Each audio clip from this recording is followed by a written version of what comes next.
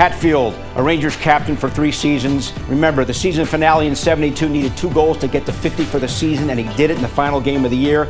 Known for his physical play. Look at all those penalty minutes. And remember, he was shocked here at MSG last February.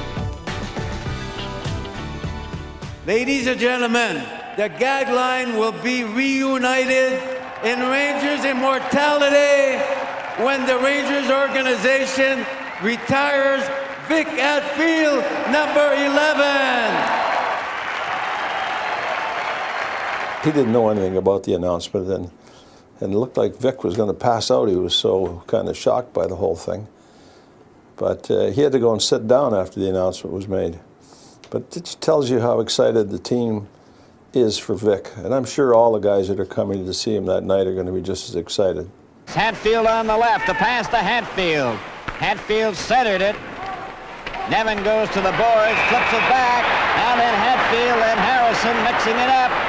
Vic was the first guy to get over 100 minutes of penalties almost every year that he played, plus scoring as many goals as he did. And you look at the guys that have scored 50 goals in this league, and I don't think there's many of them that have ever had 150 minutes in penalties. And Vic was consistent.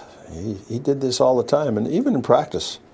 I mean, he wasn't that much fun to play against, but he worked hard all the time. He was determined. He was a great teammate, and everybody on the team looked up to him. You know, just not Ratty and Rod, but everyone. Stemmer and Teddy Irvin and Kachuk and Brad Park.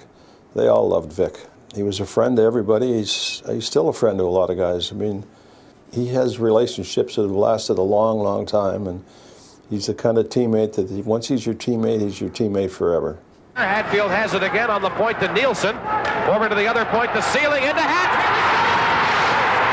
Hadfield scores number 50. You look at his career and the other people that are up in the Garden, I mean, they're all the ultimate teammates. And he was, I think, the last one that I can think of out of that generation of players that deserves to be there. There's certainly going to be other players that are going to be up there eventually, but when they're respected by their teammates, it really says something. And I think anyone that played with Vic will say he was the ultimate teammate.